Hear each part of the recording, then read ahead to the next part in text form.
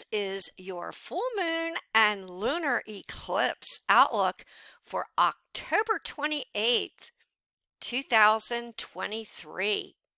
So, of course, the full moon is in the sign of Taurus, and of course, it is opposite the sun in Scorpio, and the moon will be at 5 degrees of Taurus. And what is Taurus? Taurus is the second house. Taurus is a fixed sign and an earth sign. And Scorpio is also a fixed sign and a water sign. But when these two are in the full moon, and in this case, the lunar eclipse, well, then we can expect a good deal of some stubborn behavior because neither Scorpio nor the moon in Taurus is immovable. They are very steadfast and stubborn about their outlooks. Included with this is Mercury, the communicator, and Mars, the planet of action, also in the sign of Scorpio. Interestingly enough, besides the stellium in Scorpio, we have a stellium in Taurus. And within a day to 2 days, the moon will then conjoin Jupiter and Uranus. So Taurus is about the second house of our values. It is also about our speech. And believe it or not, it's about the food that we eat. And so these are also going to be interest now of highlight during this full moon and lunar eclipse.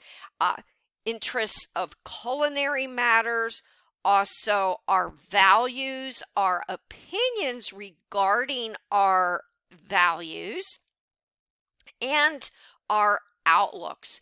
And in this case, we are apt to be very fixed and focused on what we believe is right and wrong. Also, because this is the second house, money is going to come to the forefront. Our finances, that can be included with banking, corporations, dealing with investments, real estate, and so on. And with the moon applying a conjunction with Jupiter, well, that's very positive. There are going to be very positive developments in this area. But because we have this stellium in Scorpio, well, with this opposition and the lunar eclipse and full moon only heightens these issues. Well, this is where there could create a bit of concern. So areas of Taurus and Scorpio are going to be paramount.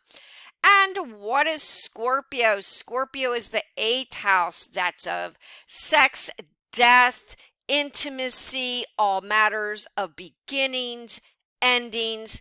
Some would say the occult.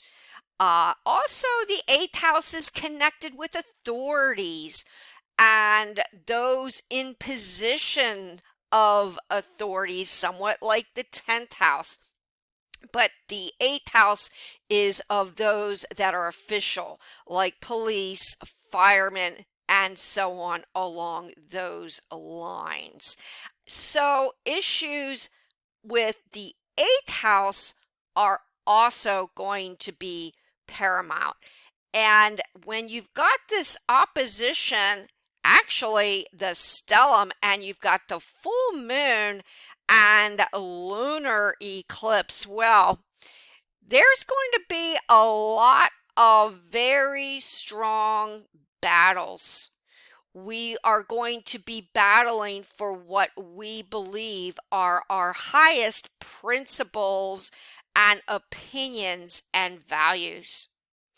And this will be connected with both the 8th house and the 2nd house. There may be issues regarding officials.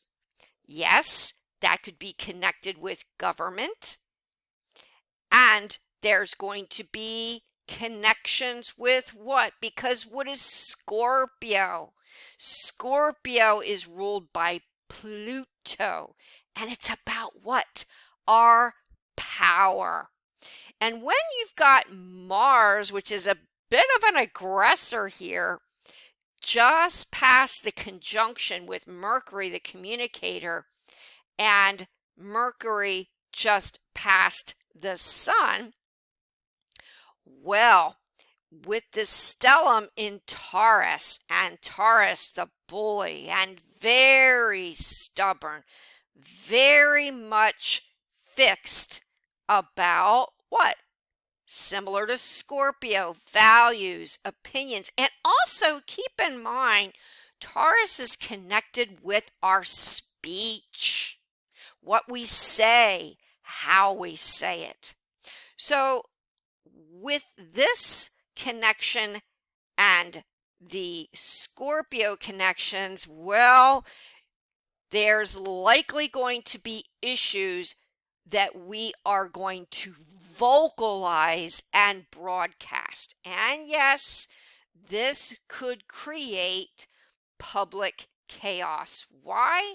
Because the moon is connected with the collective, the masses.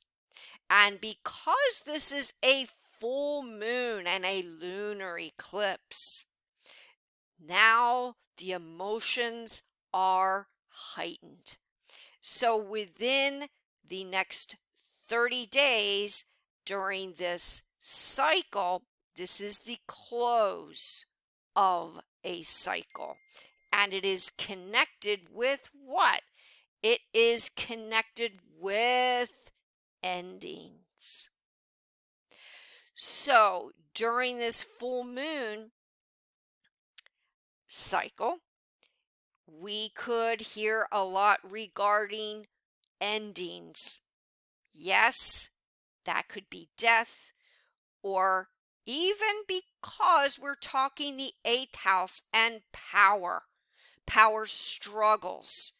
That could be the ending of leaders or some form of structure and leadership. Because keep in mind, Scorpio's ruler is both Mars, the action planet, and Pluto. And Pluto is the depositor, and it is in Capricorn. And Capricorn is connected with government.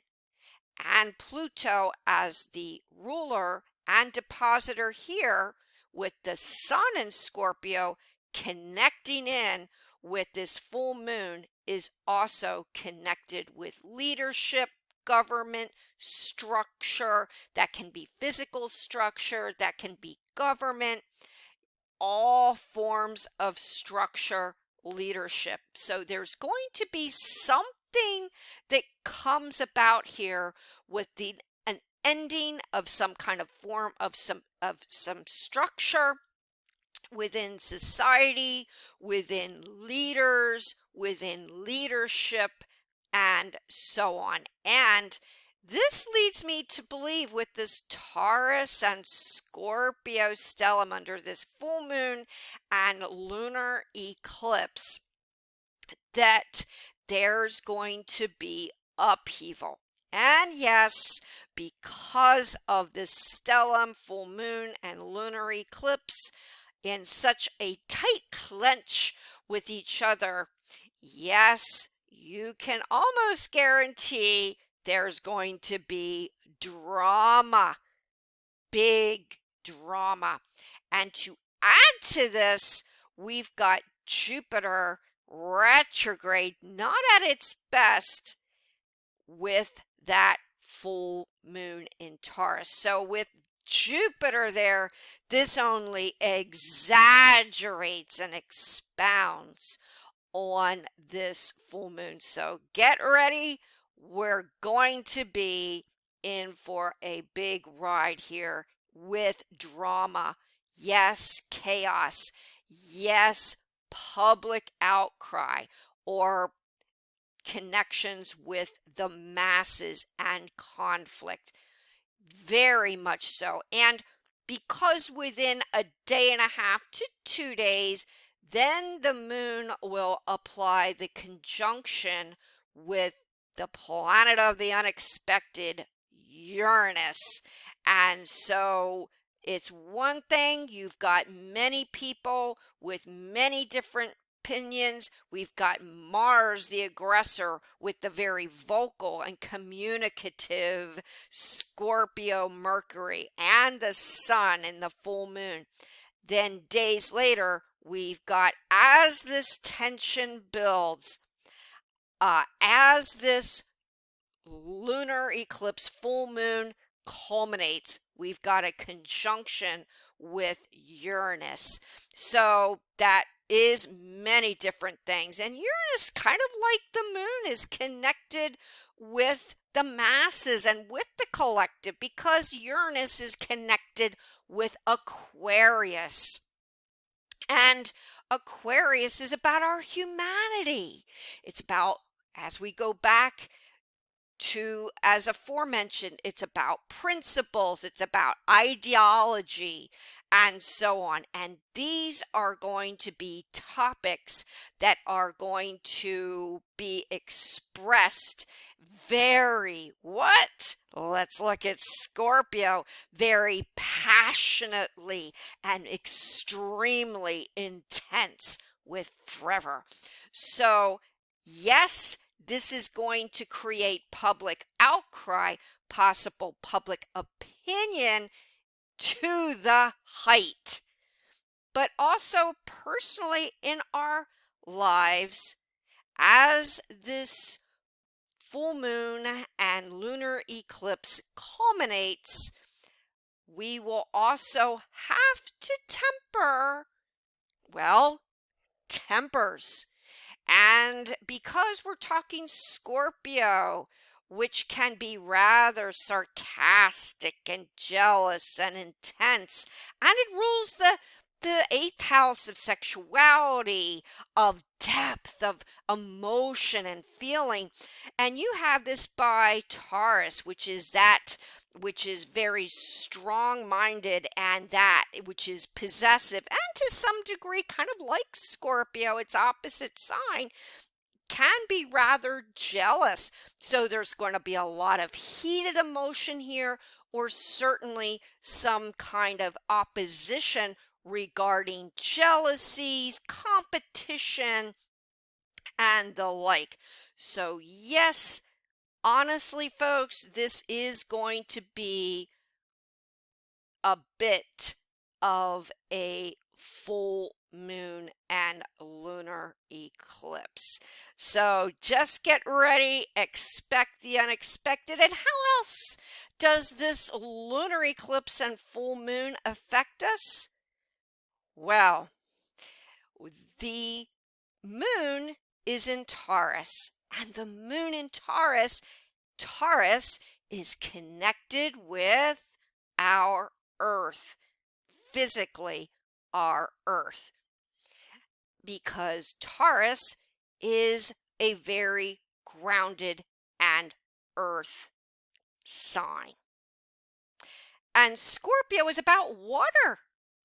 So there could be, yes, in the physical sense, some very big earthquakes.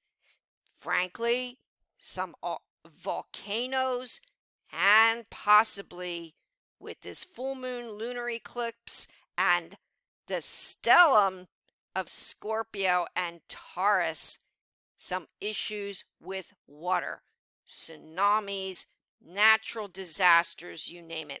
And it is possible that these very large natural disasters could be an energetic effect of what is happening on our Earth with the collective Just some food for thought there.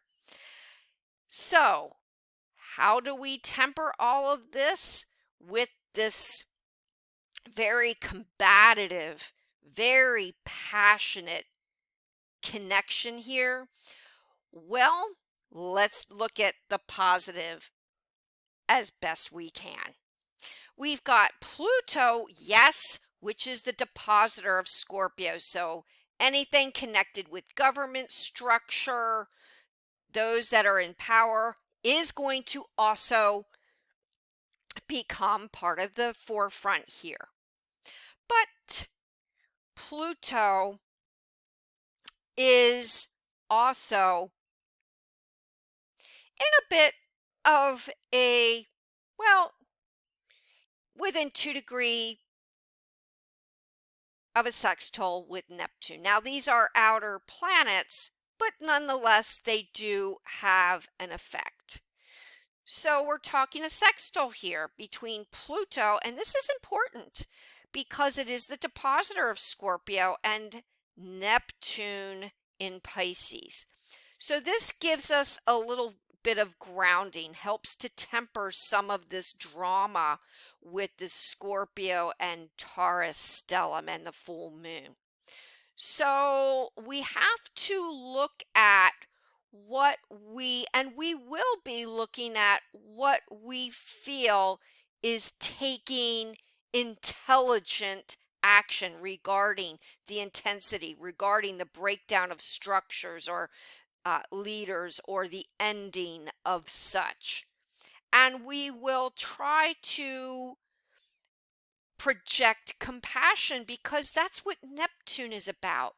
Even retrograde Neptune is about our sensitivities, kindness, and so on. And because these are outer planets, they are also connected with the collective. So this is one good thing here about this sextile between Pluto and Neptune is that we will apply intelligent action and compassion to whatever occurs. So that's a positive here. However, Saturn, the depositor of Saturn in Pisces, is Neptune. So this is emphasizing this Neptunian connection with very constructive and responsible Saturn, also retrograde in Pisces. So we've got a little bit of a Pisces emphasis here. So although they are retrograde, they are not at their best with Saturn and Neptune. Yes, we are going to be a little bit in a kind of a wave of confusion about our feelings. We are confused. We're going to be a little bit like, should I take this person's side? Should I take this person's side?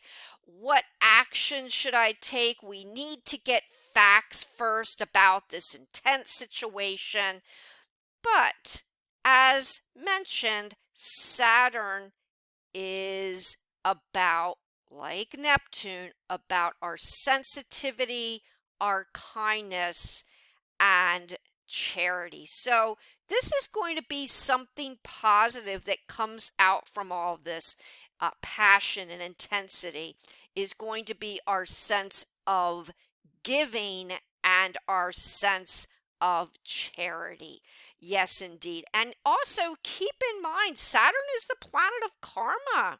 So whatever actions we take now, and it's at 0 critical retrograde Pisces. So this kind of heightens this effect of Saturn here. So whatever actions are taken now connected with our sympathies, or yes, our lack of sympathies, because Saturn is retrograde, somewhat debilitated at 0 degrees critical in Pisces, will affect our future generations or future society, if you will, because of this connection with Saturn. We can choose to be sympathetic and charitable for this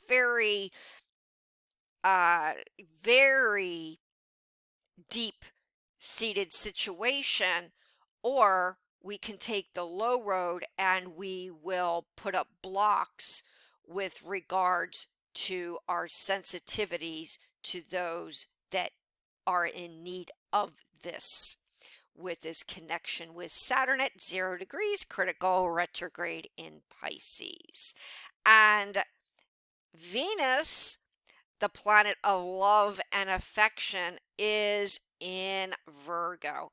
And with Virgo Venus, well, this is kind of a little bit of a chilly placement for Virgo. So we'll have a tendency to, and especially because Venus is applying the opposition with Neptune, we'll have a tendency to criticize each other or this situation that is going to occur publicly, uh, worldwide. Our first stance is going to be to criticize, to analyze, and this can personally also put a bit of a damper on relationships, and it can add to some confusion. And as always, the oppositions, the squares to Neptune, and Neptune now in retrograde, and opposing, in this case, Venus, creates an aura of secrecy and confusion around a personal situation. And yes, because we're talking Venus, the planet of love, that is creating some uncertainty regarding a relationship or relationships, of which our first thought is to criticize or analyze what information is being kept from us, possibly with relationships. And this isn't just love, but this could also be business, it could be family, it could be friends, you name it, or any form of relationships whatsoever or connections. So it is very important in all of our relationships that we are very clear. We don't want to keep information from each other.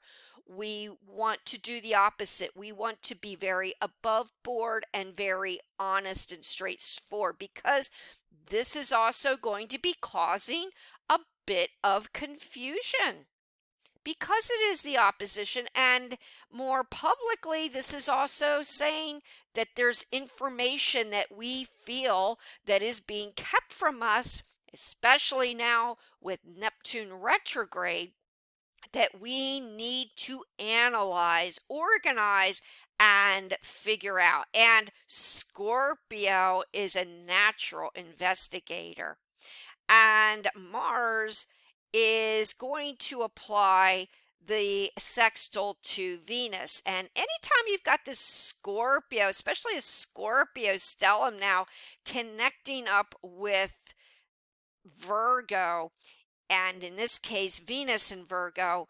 Scorpio likes to dig. So besides all a little bit of this chaos in the air, we're also feeling like maybe information is being hidden from us. Maybe we need to delve, and Scorpio is really deep here in the eighth house and by sign. It's almost like something transpires that we feel is a big secret. It may deal with structure and leaders or leadership or some other mystery.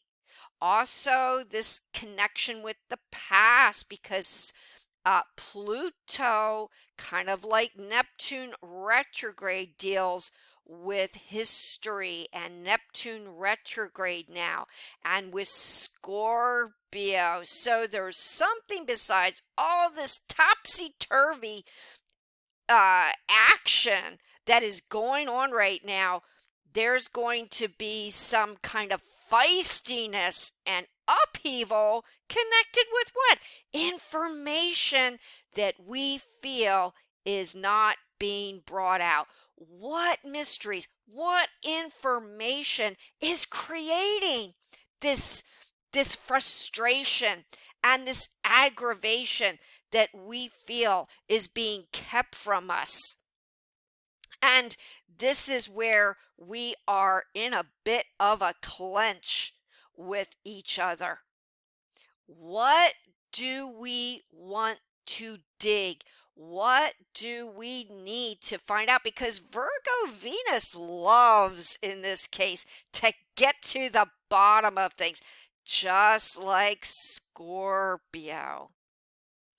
And what event or events are transpiring that we kind of quote unquote know that there is something that is being kept from us? And Scorpio loves the mysteries. And all these planets of Scorpio are going to apply a trine to, yes, that which rules the 12th house, Neptune retrograde in Pisces. So eventually, within a month, we will likely get more answers than right at the time of the full moon and lunar eclipse. And what does Pisces connected with? Yes, it's also about secrets, but it's the 12th house. But Pisces, besides compassion, besides sensitivity and our humanity, is also connected with healing. So whatever we find out within, say, a few weeks' time after the full moon and lunar eclipse will seek to heal us. We will then be able to close the book because we feel that we need to close the book at this time, because full moons are about the end of a cycle, the end of something that needs to be ended, to be closed. And that is what will eventually occur here.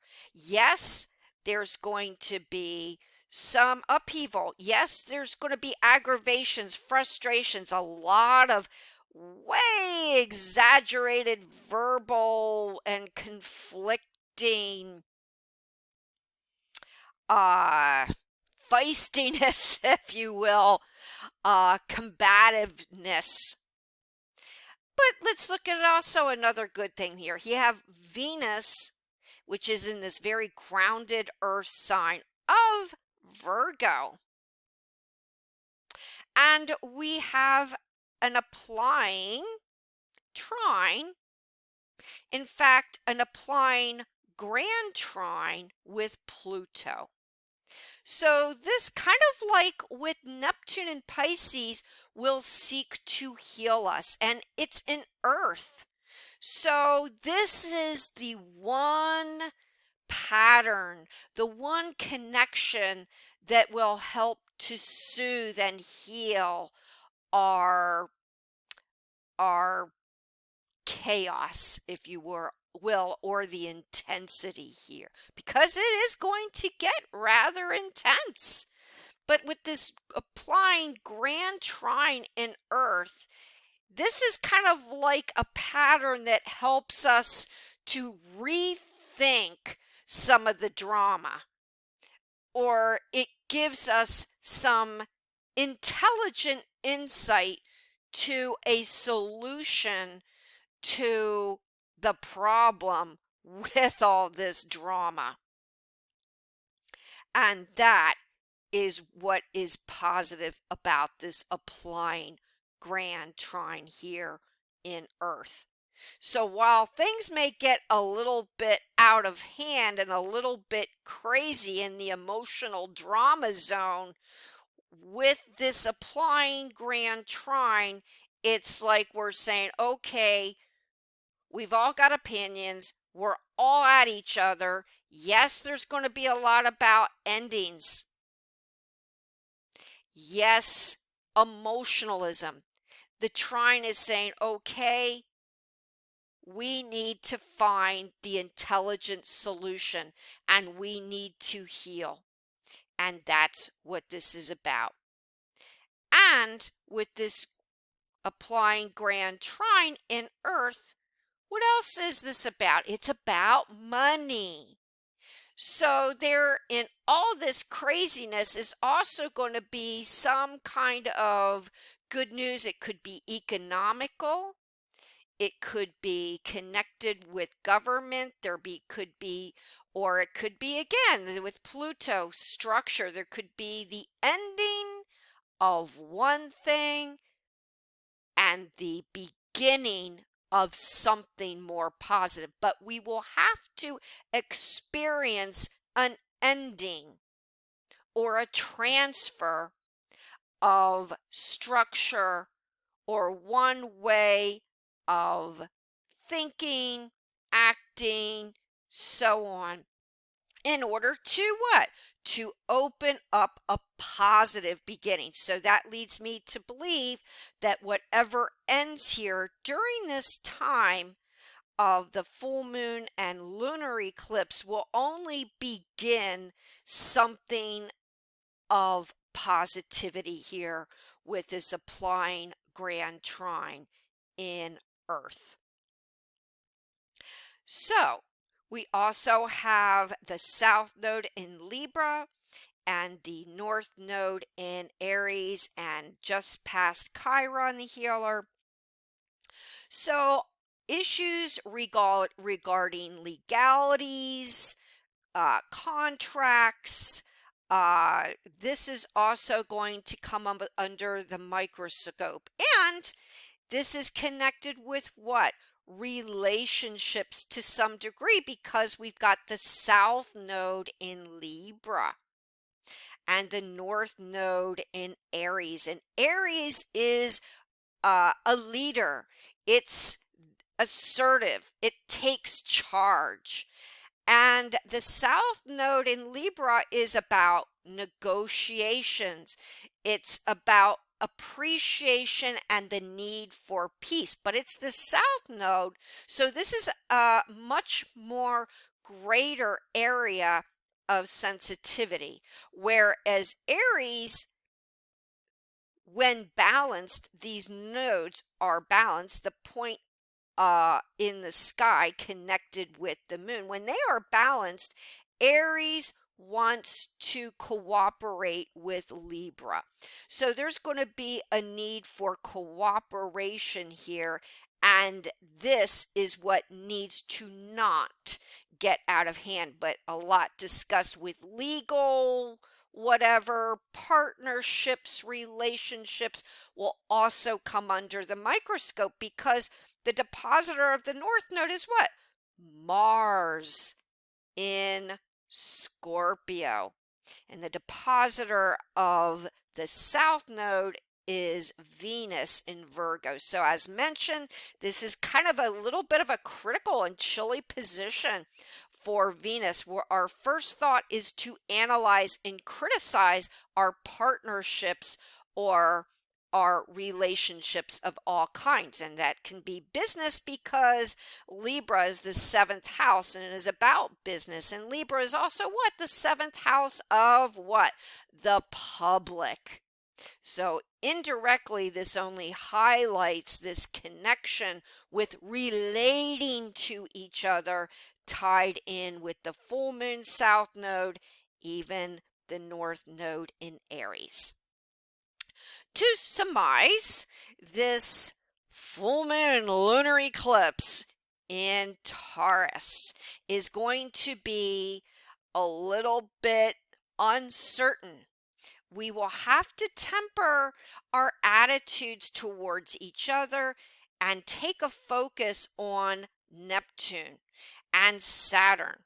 Because if we lack compassion or sympathy, this is going to affect future generations or future actions.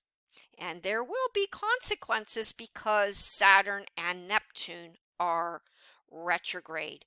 There's also going to be some issues with possibly water or natural disasters connected with our Earth that could be rather large within this time of the full moon lunar eclipse. But this is only a reaction to humanity's lack of communication or lack of connection with each other.